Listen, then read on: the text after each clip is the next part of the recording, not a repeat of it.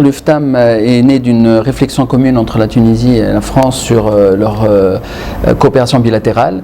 Lorsque le gouvernement est arrivé en août 2016, nous avons commencé un bilan de l'activité de la coopération internationale, un bilan important, premier partenaire de la Tunisie en matière universitaire et de recherche, mais un bilan mitigé aussi parce qu'on voulait donner plus de qualitatif dans cette relation et plus d'impact pour les deux pays.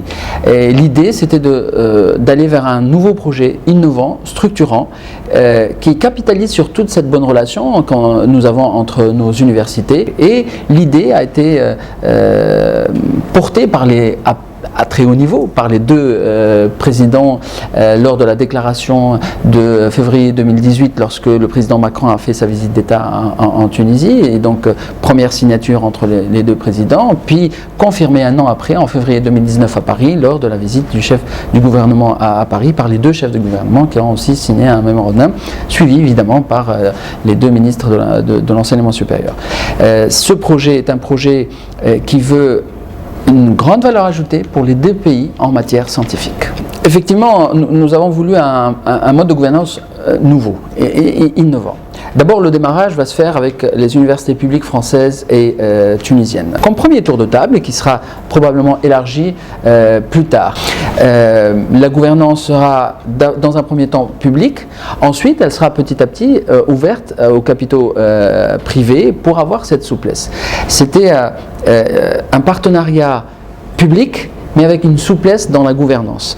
Et c'est cette idée-là que nous voulons développer. C'est une université qui va avoir plusieurs instances. D'abord un conseil d'administration et un conseil académique, parce que il faut séparer les deux. Donc on veut avoir une gouvernance assez souple dans le recrutement, dans les contrats que peut signer cette université pour son développement. Et de l'autre côté, garder un niveau scientifique de haut niveau avec un conseil académique mixte franco-tunisien de haute facture.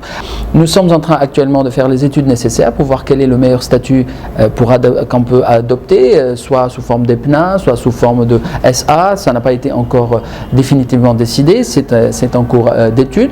En tout cas, les deux pays sont engagés politiquement, sont engagés financièrement pour faire réussir ce projet.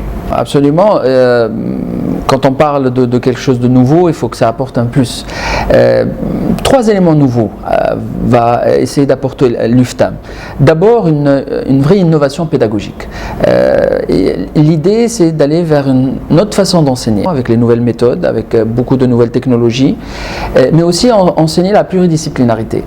Nous avons, dans le cadre de ce que nous faisons en Tunisie, souvent une barrière entre les disciplines et entre les départements. Et l'idée, c'est, avec cette université, on veut démarrer dès le départ avec des diplômes multicompétences. Et c'est ce que demande aujourd'hui le marché de l'emploi. Souvent, les employeurs demandent qu'un juriste soit à l'aise dans les nouvelles technologies, qu'un économiste soit bon aussi en culture générale ou en droit, etc., etc. Donc, une innovation pédagogique sur le fond et sur la forme, aussi la façon d'enseigner. Le deuxième élément en termes de valeur ajoutée, c'est certainement l'excellence et l'employabilité. Je disais, nous avons en Tunisie un gros problème d'employabilité des diplômés du supérieur, et souvent c'est lié au savoir-faire et savoir-être, lié aux soft skills, lié à la culture générale, lié à la maîtrise des langues. Et donc, on va essayer de pallier à toutes ces idées-là par aussi une offre toute particulière. L'excellence va être dans la certification des parcours. Tous les parcours seront certifiés à l'international pour qu'ils aient cette crédibilité, et c'est un niveau de qualité requis. Troisième élément de la valeur ajoutée, c'est sans doute l'internationalisation. Dès sa conception, c'est une université qui s'adresse à l'Afrique, et en particulier l'Afrique francophone, qui s'adresse à la Méditerranée. 75% des étudiants étrangers que nous avons en Tunisie viennent de l'Afrique francophone. Et donc nous voulons développer davantage cette relation privilégiée que nous avons avec ces pays-là, et en même temps créer un effet d'échange. Ça sera très facile de faire des stages à l'international en Europe dans le cadre de cette université, d'échanges de professeurs, d'échanges de chercheurs.